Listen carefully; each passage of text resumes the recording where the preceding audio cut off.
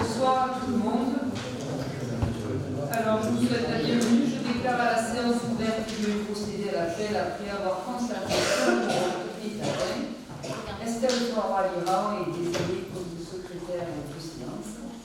Alors, vous avez une délibération sur table qui n'est pas à l'ordre du jour.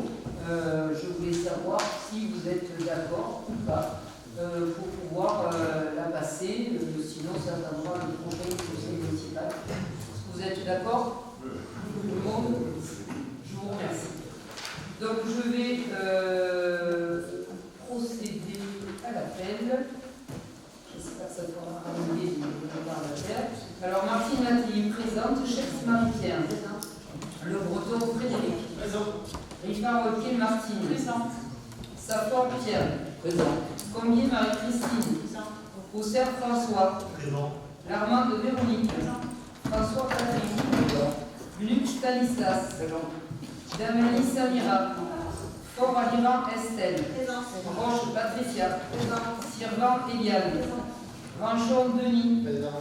Bouguera Nadia. Présent. Royer Christian. Présent. Bosier Sylvie.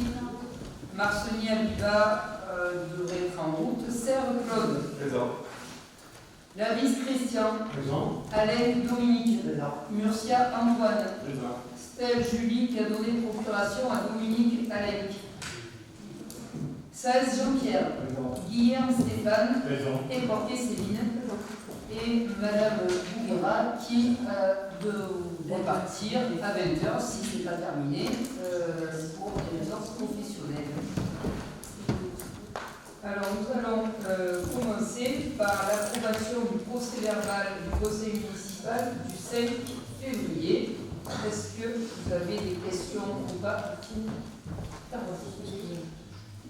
Non.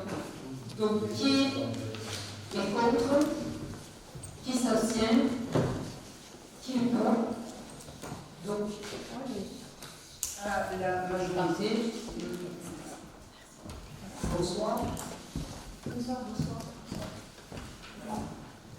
Nous allons passer au point numéro 2, qui est le débat sur les orientations budgétaires.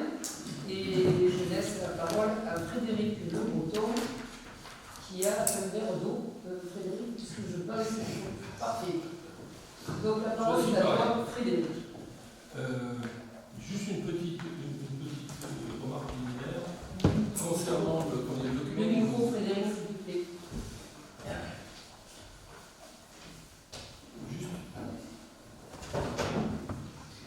Juste une petite remarque liminaire sur le document qui vous a été transmis, je dirais, pour préparer cette réunion-là. Vous avez une annexe dans laquelle se trouve un schéma d'écriture auquel beaucoup d'entre vous, je pense, ne sont pas très habitués. Donc, il s'agit simplement d'une écriture comptable qu'on est obligé de passer si on fait des travaux en régie. On est obligé de passer par augmenter les dépenses, augmenter les recettes en compensation et finalement reverser l'ensemble de la somme dans le compte d'immobilisation, in fine. Donc c'est un petit peu compliqué, ça obscurcit un petit peu les comptes, mais je voulais vous dire, avant qu'on commence, parce que dans les commentaires j'y ferai les références, pour que vous sachiez un petit peu comment ça fonctionne. Voilà. Donc je vais d'abord commencer par l'essentiel, c'est-à-dire quel est le projet budgétaire 2025 qui, s'il n'est pas je dirais, très original, et continue dans la ligne de le budget précédent, puisque nous poursuivons notre projet tel que nous l'avions dans la campagne au début de notre mandat. Donc, les deux priorités principales qui ont été relevées pour ce budget 2025, ce sont la voirie. Alors, la voirie, puisqu'on a des dépenses de voirie qui sont évaluées à 950 millions d'euros en investissement, plus aussi l'augmentation du budget en termes de petits travaux de voirie, je dirais, dans les frais de fonctionnement. Les projets les plus importants, eh bien sûr, c'est la voie de loin, la voie des bords du Rhône, à 589 milliers d'euros, qui subira peut-être quelques transformations, je dirais François, pourrait vous en parler mieux que moi, pour dire compte tenu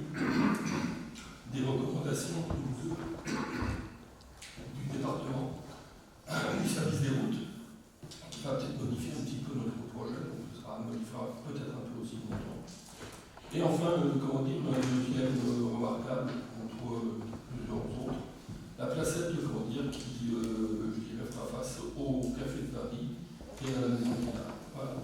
200 millions d'euros.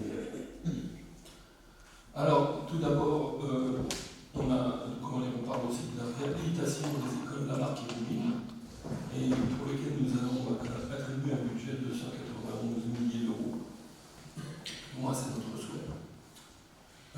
Sans négliger d'autres points, bien évidemment, puisque je dirais, les écoles et la voirie ne sont pas les seuls besoins sur la commune de Villers. Donc il nous faudra terminer les travaux de rénovation du bâtiment de la piscine, ce qui sera fait pour l'ouverture au mois de juin. Nous allons aussi entamer cette fois-ci, on l'espère cette année, les travaux concrets concernant le patrimoine, avec la maison en première ligne, la maison des Chevaliers et le palais épiscopal. Donc, pour plus de détails, mise en sécurité de la zone B, c'est la zone arrière du bâtiment qui se trouve le long de la rue Chalès, qui est une partie très dégradée, où il s'agit plutôt d'une mise en sécurité que de quelque autre projet que ce soit, pour éviter des chutes de matériaux. Travaux aussi sur la toiture et l'étanchéité de la zone C, c'est une partie non classée mais tout à fait intéressante qui se trouve juste à l'arrière de la zone principale de la Maison des Chevaliers et sur lequel travaillent les jeunes dans les chantiers d'été. Et donc là, on s'attaquera à la toiture du grenier qui existe au premier étage ainsi qu'à l'étanchéité de la terrasse qui domine cette partie du bâtiment.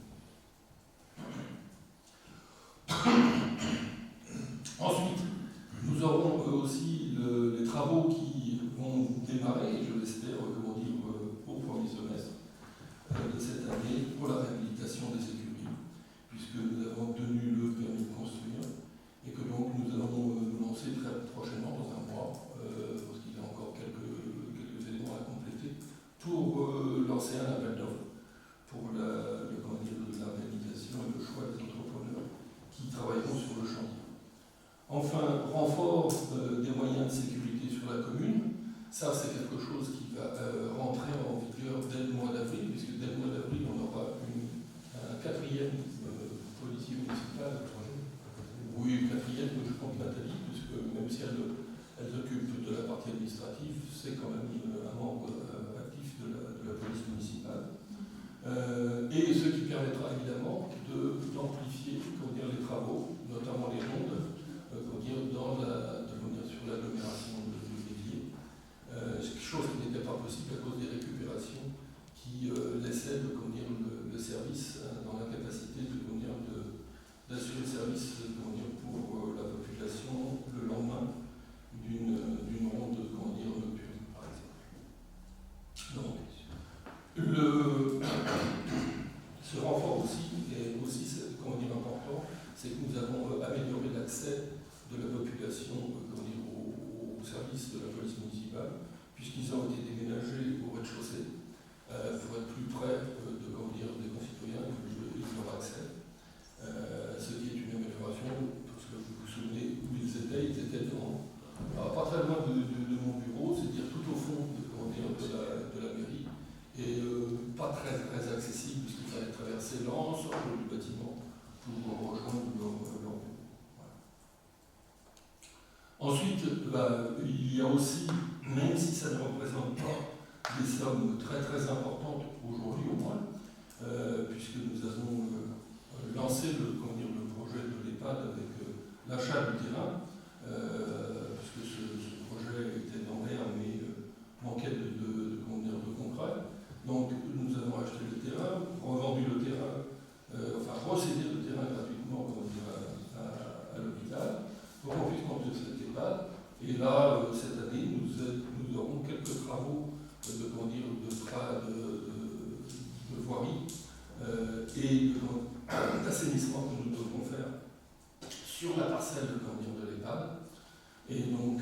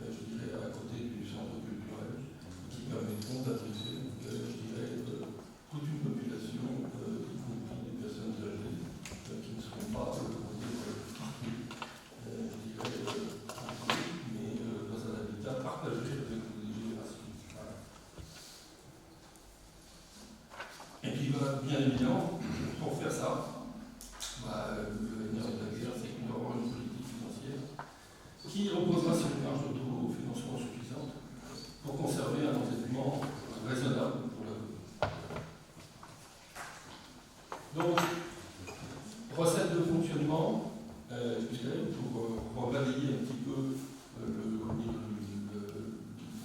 panorama de notre situation aujourd'hui qui nous permet d'imaginer les projets que nous avons prévus pour 2025. Eh bien, on peut voir sur ce tableau l'évolution progressive des grandes catégories de recettes, que ce soit les impôts directs, dont vous voyez que sur 2021, 2022, en rouge, ils connaissent une chute qui est liée à la réforme de la taxe pro et de la taxe d'habitation. Mais sur 2022 ou 2023, on peut voir aussi que je dirais, les impôts directs ont réaugmenté assez rapidement. C'était lié bien évidemment à l'inflation et à la révision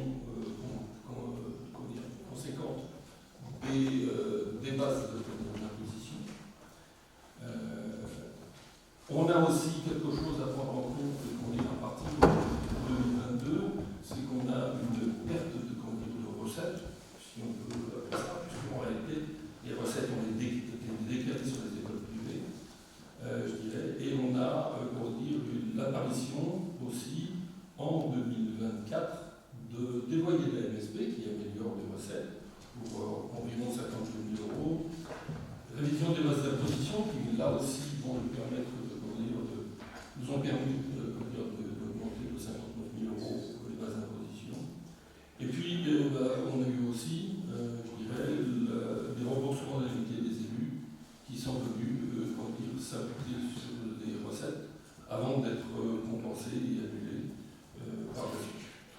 Par rapport au BP 2024, parce que là on n'a que du réel comparé à du réel, le budget 2024, les réalisations de l'année 2024 en termes de recettes sont excédentaires de 2,3%, c'est-à-dire que nous avons eu 111 milliers d'euros de plus que prévu au budget, alors avec des origines diverses, inversement la capital d'essai malheureusement qui va être lié, remboursement d'assurance à hauteur de 24 000 €, la dotation de solidarité communautaire qui a été versée la première à 18 000 €, une dotation de développement de 10 000 € que nous ne toucherons pas au préalable. Voilà.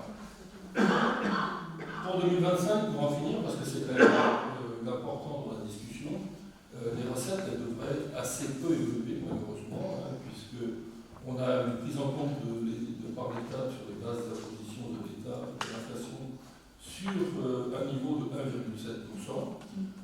Si on enlève notre attitude systématique dans les process budgétaires, c'est d'enlever toutes les recettes qui n'ont pas de grande certitude, de grande probabilité.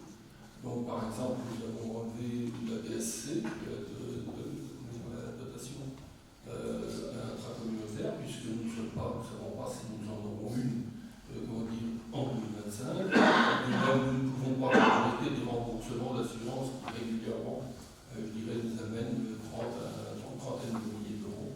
Donc, au total, on pense que les recettes devraient évoluer à peu près de 1% en 2025.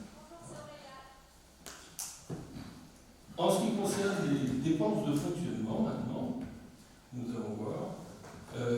Alors, bien sûr, comme on le voit sur l'écran, il y a eu une hausse spectaculaire en 2022. Vous vous souvenez tous du choc pétrolier qui a été causé par l'état la géopolitique, je dirais, en Europe avec la guerre en Ukraine. Donc ça, c'est un phénomène très très important. Et on voit aussi que dès 2023, on a un petit recul. Pourquoi? Parce qu'en effet, l'inflation est revenue en arrière, tout au moins sur l'énergie. Je dirais le marché est redescendu à un niveau certes plus élevé que dans les premières années du mandat, mais moins élevé qu'en 2022. La fièvre avait baissé. Alors, on a aussi, on avait aussi en 2023 un recul, parce que nous avions, des dépenses je dirais, en retrait un petit peu partout, et qui ont même compensé le remboursement de l'avance de filet de sécurité qui avait amoindri cette baisse en 2023. 2024, les prix de l'énergie, malheureusement, comme on pouvait s'y attendre, ils repartent progressivement et ils ne vont pas s'arrêter, ça on le sait. Et sur 2024, ça a pesé pour 49 000 euros. L'annulation des restitutions des indemnités des élus, c'est ce dont je vous parlais tout à l'heure, la contrepartie, le Premier qui a dû démolir cette restitution. Et donc, au total, nous avons donc, avec ces deux éléments-là, une hausse de 6% des frais de fonctionnement. Si on les neutralise, c'est-à-dire l'énergie et l'annulation des indemnités des élus, la hausse n'est plus que de 2,8%, je dirais, sur 2024, et due essentiellement à la valorisation des indices des salariés et aux frais de maintenance et d'honoraires qui ont connu un développement plus important que prévu. Par rapport au budget 2024, les réalisations, elles, sont en retrait de 2,5%, donc là aussi, impact positif, avec moins 103 millions d'euros de manière de dépenses. Et essentiellement, c'est dû aux dépenses de personnel qui ont amené une économie de 77 millions d'euros. Alors, principalement par des départs et des remplacements qui n'ont pas été faits, je dirais, dans l'immédiat, voire pas fait du tout. Et donc, on a ces 77 millions d'euros, 36 milliers qui viennent de ces phénomènes de retraite, disponibilité ou remplacement. Et on a aussi une moindre consommation de chèques restaurants pour près de 10 000 euros. Et des congés parentaux qui ont été pris pour 10 000 euros aussi. Pour 2025, l'augmentation des frais de fonctionnement, lui, devrait connaître une augmentation importante de l'ordre de 7,7%, mais 1,9% de ces 7,5 sont dus aux investissements en régie qui sont compensés en recettes et qui faisaient l'objet de la remarque liminaire en début de réunion. En réalité, on a la même somme de dépenses et de recettes, et ça s'annule, mais on est obligé de les enregistrer de cette façon-là. Donc si on enlève ça, on est avec une augmentation résiduelle de 5,6% et qui, je dirais, marque clairement nos souhaits de voir les dépenses de voirie augmenter et le renfort de l'équipe de police municipale. Et puis il ne faut pas oublier aussi que le cadeau des crises financières de l'État, eh bien, c'est une augmentation des taux de la Caisse nationale de retraite qui a quand même 2% d'impact sur l'augmentation des frais. C'est pas rien. Et tout ceci explique l'essentiel de cette hausse.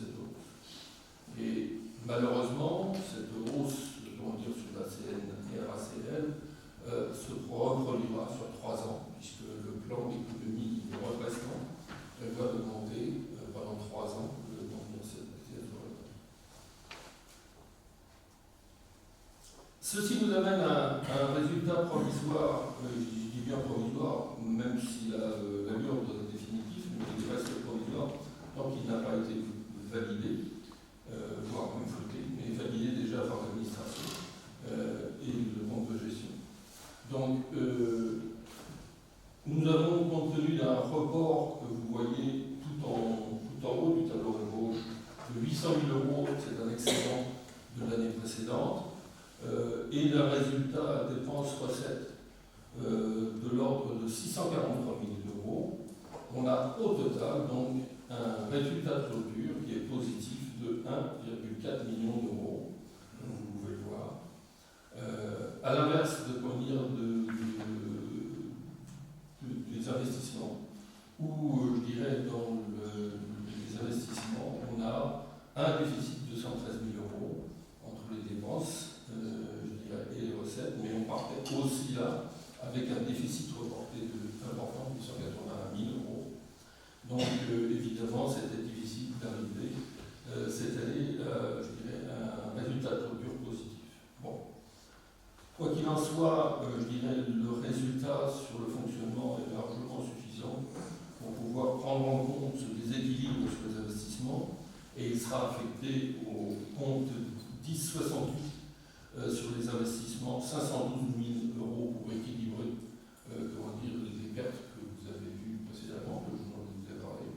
Et il nous restera 1 930 000 qui pourront être utilisés en recettes de fonctionnement, je dirais, à valider bien sûr lors du vote en conseil municipal très prochainement. Alors, évidemment, dans un projet budgétaire, chose très très importante, c'est la capacité d'autofinancement.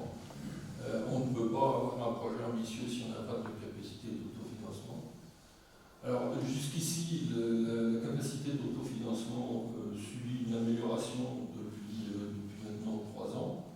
On est même arrivé cette année, je dirais en 2024, à un niveau historique de 685 000 euros, je dirais, d'épargne nette, c'est-à-dire après paiement des annuités de remboursement. Donc c'est une marge d'autofinancement tout à fait correcte. Alors pour 2025, évidemment, nous avons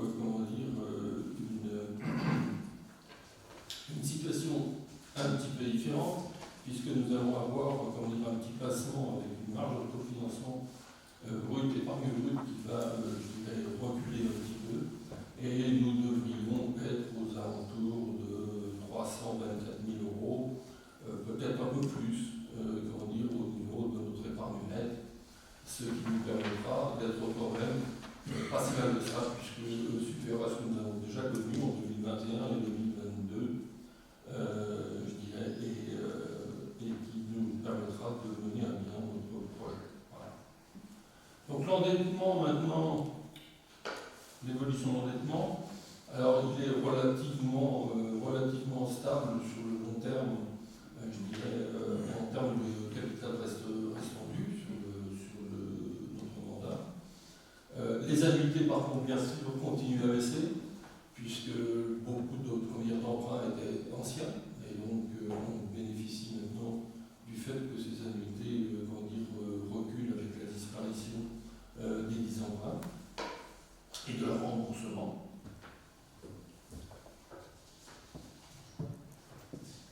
Donc cela maintenant nous amène à une capacité de désendettement. Donc la capacité de désendettement a toujours été, je dirais, notre point fort par rapport même à la strate de comparaison, puisque intrinsèquement nous sommes très très bas par rapport à un seuil de vigilance qui est à 10 années de remboursement, je dirais, de la dette. Nous nous promenons aux alentours des 2,5% depuis 3 ans. Probablement, il nous faudra avoir, compte tenu de notre ambition en termes de voirie, avoir une augmentation de notre endettement.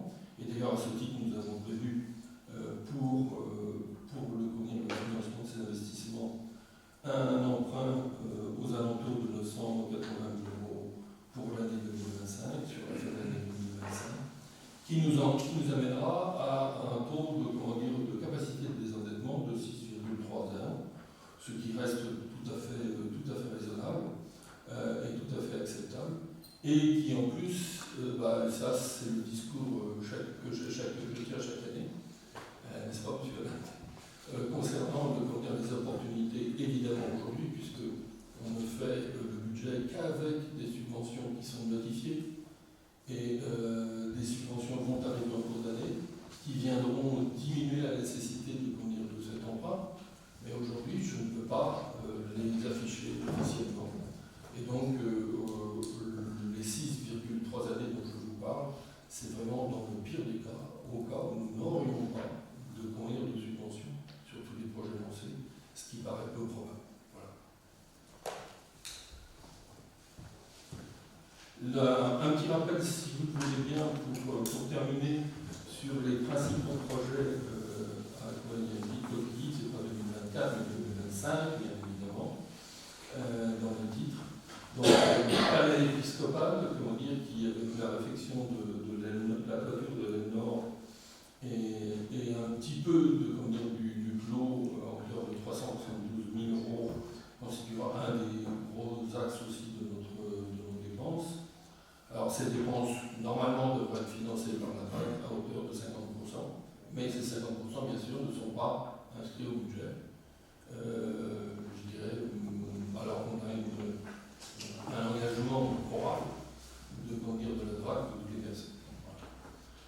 Maison des Chevaliers, là 149 000 euros, avec, je dirais, la même incertitude quant au financement. Maison de santé, eh bien, on va terminer les solder les comptes définitivement, comme dire, de la maison de santé. Bon, ça représente des sommes relativement faibles. Rénovation de la piscine, hein, puisque nous avons rénové tous les bassins comment dire, tous les espaces extérieurs. Cette année, ce sera le cas des bâtiments. Donc, il a été prévu un budget de 259 000 euros, je dirais. On a également prévu, dans le cadre de la priorité qui est donnée à l'entretien de nos écoles, la réfection et l'isolation du toit de l'école de la Marque, qui est aujourd'hui un petit peu une passoire thermique et qui nécessite vraiment qu'on se compute. Ensuite, nous avons les travaux de les écuries qui vont maintenant commencer très probablement, je dirais, avant l'été, pour 650 000 euros. La voirie, 950 000 euros. Et enfin, une végétalisation du parvis du gymnase qui sera faite, je dirais, en interne, en régie, et qui fait part des 80,5 milliers d'euros, pour dire qu'ils sont enregistrés en recettes, en dépenses, avant d'être rebasculés en immobilisation. Voilà, c'est la plus grosse part de ces travaux en régie. Voilà. Après, il y a bien sûr des projets de 25 000 euros pour 600 000 euros. Et donc, on devrait avoir un total d'investissement proche des 3 178 000 euros dans le budget définitif que nous proposons. Voilà. C'est en tout cas aujourd'hui l'orientation. Voilà, la présentation en est terminée. Donc, si des questions d'éclaircissement sont nécessaires, je voudrais poser une question au sujet du futur EHPAD. Est-ce qu'il y a eu des appels d'offres pour ceux qui va construire?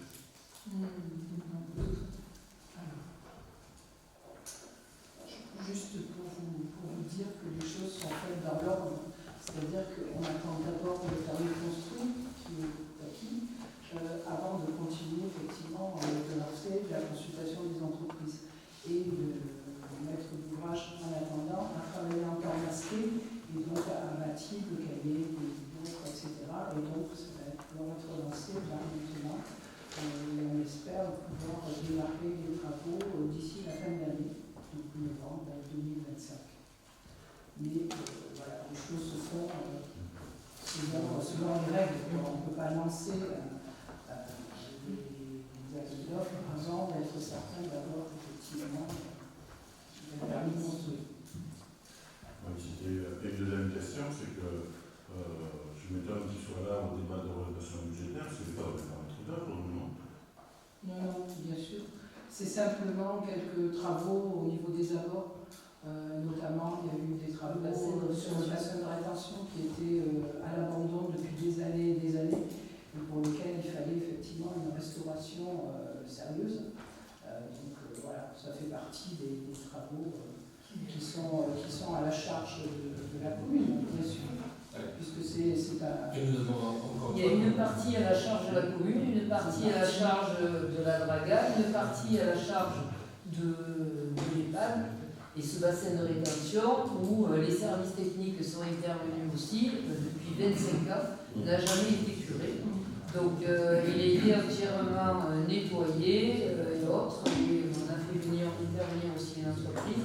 Et ce bassin de rétention, étant donné que maintenant il va y avoir plusieurs lits et il va y avoir de nouveau des raccordements à l'intérieur, il faut le surdimensionner puisqu'il n'était pas prêt à accueillir justement les balles. Et ces frais-là sont à notre charge. Une partie. D'accord, je vous remercie de cette précision. Et on n'oublie pas non plus que l'apport du terrain qui a été décidé rapidement à l'hôpital, il y a aussi, je dirais, une dépense importante, je dirais, à notre charge. Et nous sommes tout à fait heureux d'ailleurs de voir le permis de construire qui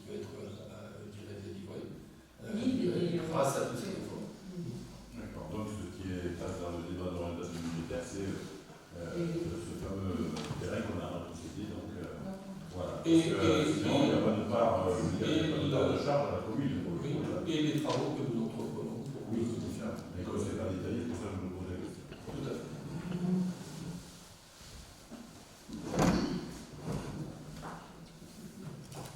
Page 11 du document, là, du rapport, ça serait possible de corriger, il y a des kilos euros d'unions. Pardon. Je vous entends pas.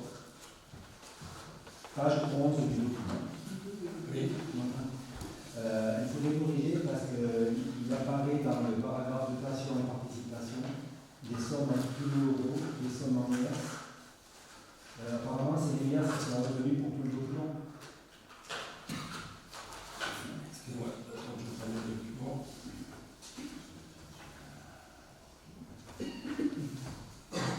Donc, sur la page 11, oui. Dotation et participation. Oui. Dans le même paragraphe, on parle de cœur, de kilos euros et de liasses, donc c'est un peu gênant. Autant bien mettre les liasses partout. Voilà. Oui.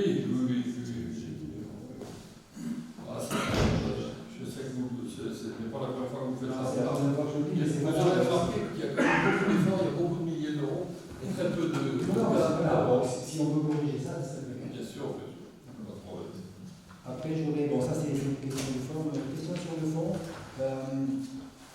Dans le rapport, j'ai noté qu'il y a un budget prévu de 36 miers pour la maison de santé. Où? Pour la maison de santé. Oui. Vous avez dit que c'était pour soigner des comptes. Oui, tout à fait. Une question à vous poser. Je me suis rendu, moi, à la maison de santé ces jours-ci, et j'ai vu qu'il y avait des plaintes qui se décollaient, qui gonflaient, tout ça. Je voulais savoir si cette somme-là prend en compte les travaux qui vont être faits ou qui sont prévisibles. Non, ça n'a strictement rien à voir. C'est le solde prévisionnel à discuter en fonction des aléas qui se sont produits sur le chantier au cours des années de construction et qui doit clore, en quelque sorte, je dirais, la discussion avec les entreprises qui ont participé. Mais ça n'est pas comment dire, quelconque frais d'entretien, voire même si ça doit entraîner pour dire, une réclamation, si il s'agit d'une même façon, mais je ne suis pas au courant de cette même façon. C'est pas une façon. C'est des tuyaux qui ont été bouchés par une mauvaise utilisation des toilettes. Donc ça a fait un débordement, ça a effectivement abîmé les toilettes. Et c'est abîmé sur plusieurs mètres, C'est abîmé sur le périmètre des toilettes, effectivement. Et c'est la décennale qui va prendre en compte. Non, il y a une partie, c'est les locataires qui vont le prendre en charge, parce que c'est de leur fait. C'est le cas bouché des toilettes. Oui. La mauvaise utilisation classique qu'on connaît dans les lieux publics. On ne va pas rentrer dans les détails parce que vous les connaissez. On sait comment se bouchent des WC. Bon, je pense qu'ils sont un peu d'accord.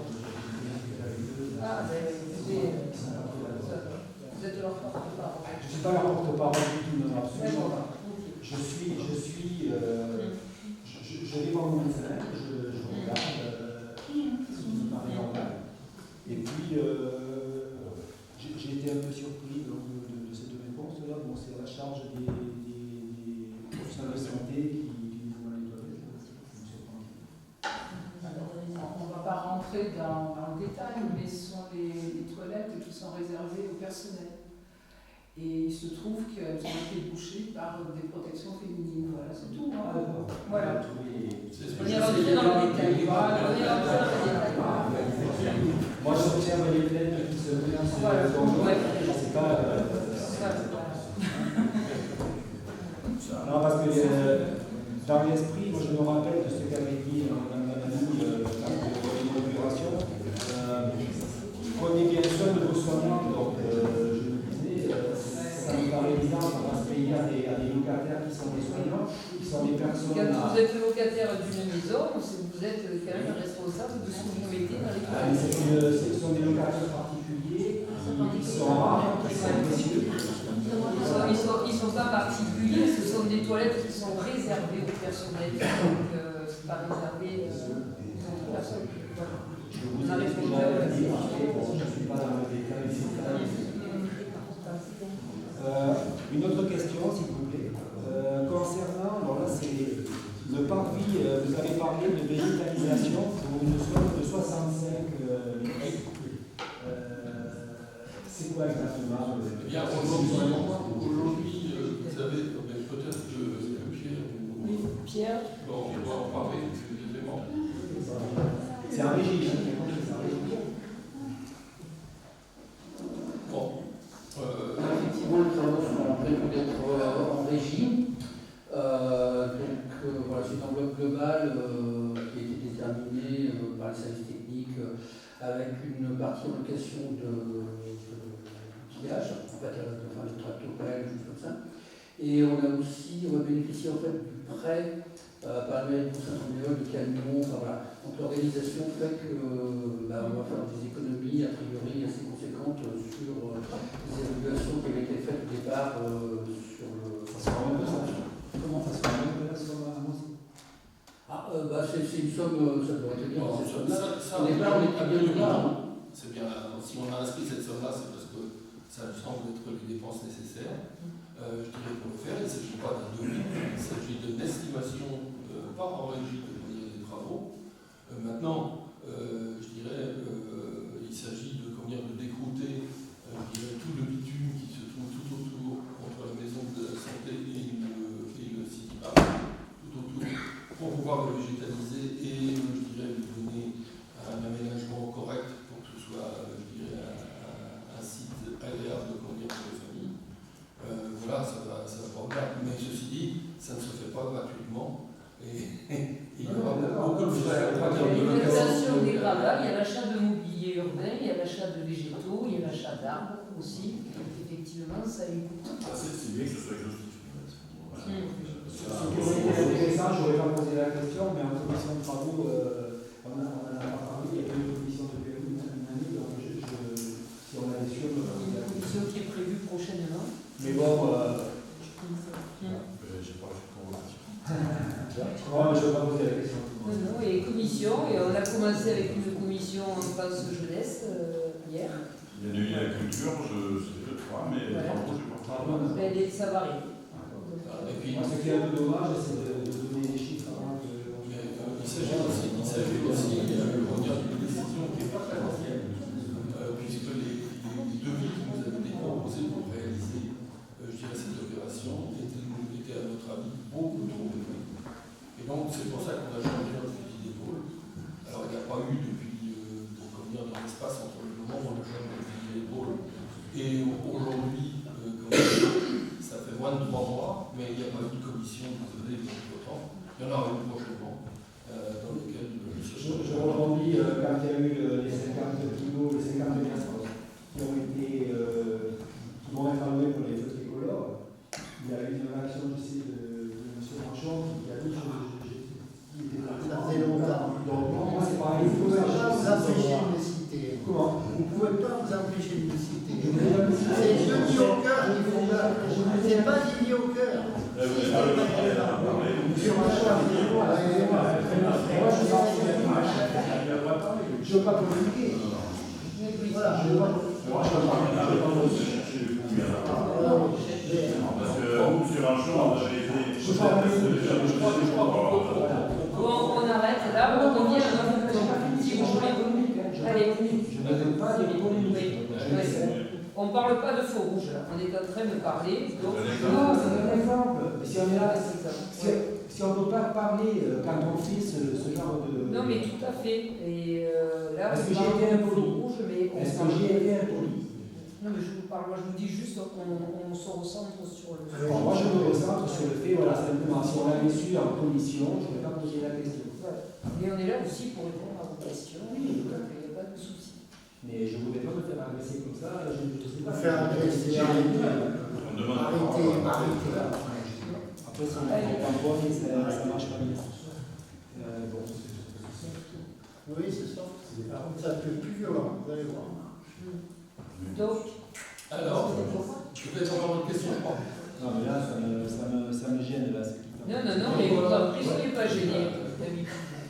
Ça devrait y On aller. est entre nous. Voilà. Ça va bien se passer, Gauthier Darmanin. Exactement.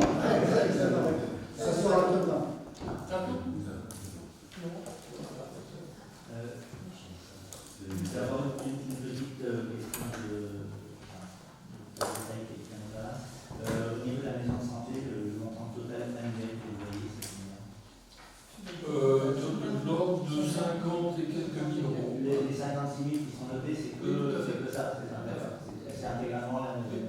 Oui, puisque les loyers ont commencé, comment dire, pour certains cabinets en janvier, d'autres en février. On est à une cinquantaine de milliers d'euros, peut-être 60. Est-ce qu'il y a certaines charges comprises Non, il y a une provision pour charge qui est payée en plus. pour charges en plus, mais donc ils sont assurés, enfin, il y a des charges qui sont prises en compte par la commune. Bien sûr. Et pour lequel on leur rend compte tous les ans. D'accord. C'est quoi? C'est électricité, eau, ménage? C'est divers services, c'est les inspections qui sont nécessaires pour le chauffage, la ventilation, c'est le ménage, c'est eux qui s'en occupent, comme ça n'est pas là, c'est les fluides, c'est ce genre de choses. Donc, un problème, c'est la commune. Et par exemple, on parlait tout à l'heure des toilettes, évidemment que les frais de débouchage des toilettes vont rentrer dans les charges locatives. C'est une entreprise extérieure pour ce cas-là ou c'est la commune?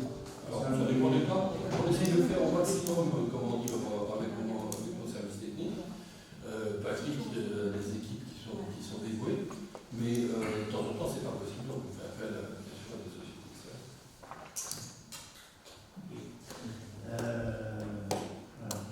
Comme le rappelait mon collègue, c'est vrai que les propos qui avaient été plus bien dedans pour prendre soin de nos soignants, il faut quand même qu'ils prennent regard. On n'a pas tous la chance de. Excusez-moi, je me permets.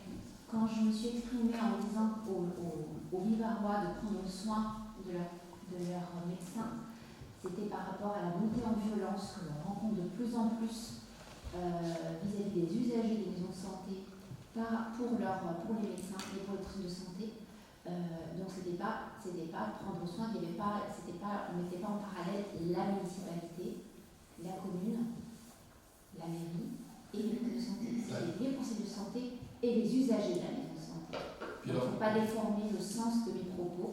Dont acte, mais je pense que la commune doit aussi prendre soin des soignants. Oui, mais ne sortez pas toujours les mots hors de leur contexte, ou n'essayez pas Ils n'ont pas besoin d'être défendus, ils savent très bien se défendre. Et je peux vous assurer que nous avons des contacts réguliers avec eux. On a proposé, vous n'avez pas voulu instaurer de primes à l'installation, etc. Donc il y a déjà assez de dispositifs comme ça. Voilà, je pense qu'on n'a pas tous la chance de cette commune de Bretagne de 2000 habitants qui a 4 médecins installés, en plus qui vient de s'installer et qui est là à toute sa patientèle. Voilà, ce serait bien que ça partage. Il y a des secteurs qui sont mieux dotés que d'autres, mais voilà. Donc, ne vous inquiétez pas, on en a toujours pris soin. Et je peux vous dire, pour vous donner un exemple, il nous a fallu, je dirais, plus de 2 mois avant de pouvoir établir un bail de location, je dirais, qui satisfasse l'ensemble du personnel médical. Et nous avons, accédé à toutes leurs demandes. Parce qu'en effet, on n'est pas du bon côté de la manche, du manche, et on a besoin de ce personnel, sanitaire, et pas l'inverse. Très bien. Sur les éléments du rapport de l'orientation budgétaire, je voudrais d'abord revenir au niveau de la dette. Dans le document, il est indiqué en page 9 le niveau d'endettement faible. Sur le rapport en bas, je vois que ça a déjà changé. C'est plus un niveau d'endettement faible, c'est devenu un niveau d'endettement raisonnable. Les termes ont déjà évolué un petit peu. Voilà, donc je vous laisse là votre appréciation du niveau d'endettement raisonnable avec un encours de dette qui va passer à 3 millions d'euros en 2025, une dette par habitant qui sera à 800 euros par habitant. Et aussi noter que au moment des orientations budgétaires 2027, vous avez été là en disant avec un emprunt qui est inscrit, on ne fait pas forcément tout, on verra en fonction des subventions qui seront réalisées, etc. Sauf que les 650 000 euros qui ont été annoncés ont été souscrits sous forme d'emprunt. Et on voit avec les premiers chiffres du compte administratif que vous nous avez donné au travers de l'affectation des résultats, qu'il y a au moins 130 000 euros d'emprunt en trop. Puisque, indépendamment du virement vers la section d'investissement qui était prévu. Je voudrais juste les vous, dans ce cas, on n'empruntera pas les 900 euros. Et donc, on n'aura pas autant de dettes. Et donc on aura des finances encore plus. Oui, c'est ce que vous nous avez dit. Et donc au final, il y a quand même eu les 650 000 euros, dont 130 000 euros au moins de trop. Donc va monter le compte administratif. J'ai autant d'éléments qui font qu'on ait une réelle divergence de vue sur le budget. Alors sur le fonctionnement, on ne va pas rentrer en détail, mais on a la répétition des erreurs, des points de désaccord des premières années, de la première année même, qui se perpétuent. Mais surtout au niveau du choix des priorités d'investissement. On a eu l'occasion on a eu des débats assez complets sur les dernières séances, notamment avec l'inscription du projet dit des anciennes écuries, projet qui est très discutable de notre point de vue, dont on constate d'ailleurs qu'il est très discuté aussi, que je dirais on n'est pas les seuls à s'étonner de cette priorité-là. Voilà, avec des projets qui vont entraîner encore une fois un recours à l'emprunt logique excessif. D'autres remarques? Est-ce qu'il y a des idées d'investissement, enfin de retour sur investissement plutôt, par rapport aux écuries, là, qui coûtent quand même une petite fortune? Est-ce qu'il y a des pistes voilà, est-ce qu'on est sûr qu'il y aura des locataires, des commerçants? Non. Et donc il y aura. Alors, pas de locataires, c'est juste pour se faire plaisir. Non, mais ça, si vous voulez, moi, je comprends que vous soyez resté.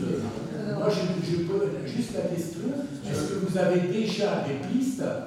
Alors c'est non seulement des pistes, on a déjà signé, si vous étiez à la réunion hier, on a déjà signé 2 contrats d'engagement de commerçants vivarois, parce que vous l'aviez déjà, voilà, 2 contrats sur 2 cellules qui sont déjà prêtes. Il y en a d'autres qui sont en attente. Et bien entendu qu'il va y avoir des loyers. On ne fait pas ça. Parce que si on vous entend, si on vous écoute, on doit faire gratuit pour les médecins, gratuit pour les commerçants, gratuit pour tout le monde, et en même temps, il faut investir, mais on ne doit pas dépenser. Moi, je suis pas nous, madame. Je pose une question. Moi, je suis un Véotien. Je sors de ma campagne, et je pose des questions. Je suis malgré tout conseiller municipal, et je pose des questions qui me viennent à l'esprit. Il n'y a aucune agressivité, mais quand on voit cette somme énorme. On voit cette somme énorme par rapport aux autres, par exemple, mais vous l'avez déjà dit. Sur la piscine, non, vous ne l'avez pas déjà dit, moi je ne l'ai pas vu. Et puis, donc, c'est normal de s'interroger sur ces sommes qui sont quand même importantes.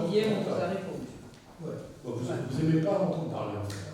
Non, mais c'est pas, on n'entend pas en parler, on a déjà dit, on a projeté, vous voulez savoir, je pose une question maintenant, ici et maintenant. Voilà, et je viens de vous répondre. Voilà. Mais je ne vois pas pourquoi vous m'auriez répondu ça, voilà, ça aurait été fini. C'est bon, Julien, c'est bon. Pour résumer votre question, on a aujourd'hui des gens qui sont candidats, des commerçants vivarois, en effet, comme le président Mattei, et qui sont prêts à signer un engagement pour appliquer. Donc, est-ce qu'on le fera in fine, parce qu'on a beaucoup de demandes, donc peut-être qu'on ne le fera pas, ça n'ira pas avec les uns ou avec les autres, mais on n'a pas de souci quant à l'occupation des locaux, je dirais, ni par rapport à l'acceptabilité du prix au mètre carré de la location, qui était fixé à 10 €, qui est un prix, je dirais, juste un tout petit peu en dessous du marché, je dirais, pour, ne pas se mesurer avec des villes comme Montélimar ou Bleuteil, qui ont un contexte de développement commercial complètement différent. On sera avec un bon niveau qui ne sera pas un cadeau, on ne va pas faire cadeau des mètres carrés. Et aujourd'hui, les entrepreneurs que l'on rencontre, ils jugent que c'est tout à fait dans le marché et concevable. Voilà ce qu'on peut dire aujourd'hui pour répondre complètement. Donc il y a un retour sur investissement, c'était ça le début de ma question. Oui, alors le retour sur l'investissement, bien évidemment, il est long, puisqu'il s'agit d'un investissement important, mais est-ce que lorsqu'on, refait un monument historique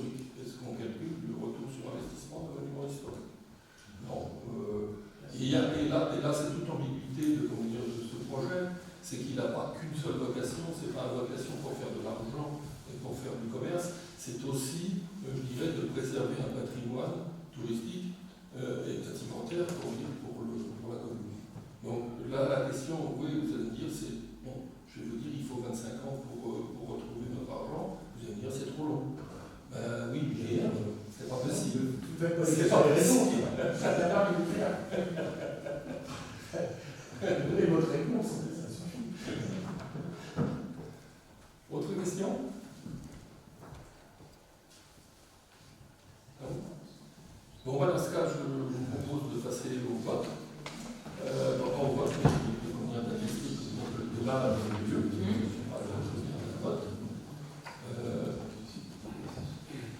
Tout le monde est d'accord pour attester que ce débat a eu lieu, ou est-ce qu'il y a des solutions en disant que le débat n'est pas suffisant ou correct? Non? Bon. Merci.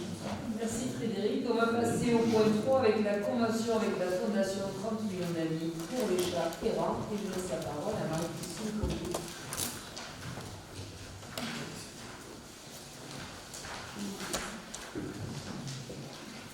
Donc, pour rappel, depuis 2017, le Conseil municipal a approuvé une convention avec la Fondation 30 millions d'amis. Cette convention est suite à une demande de l'association Le Chat Libre pour la gestion des populations de chats errants, et elle est renouvelée donc chaque année.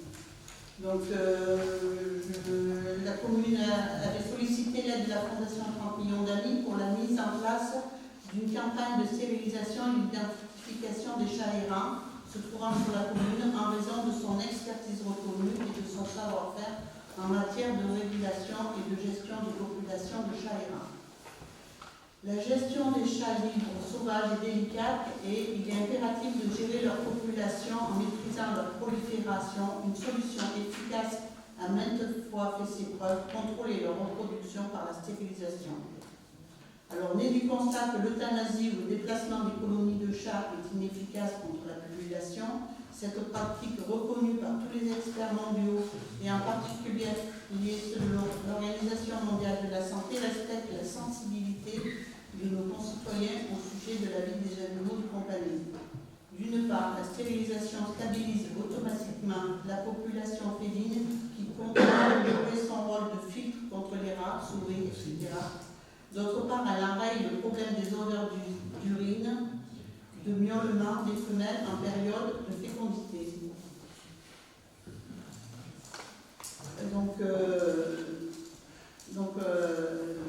Je vous propose donc la délibération suivante.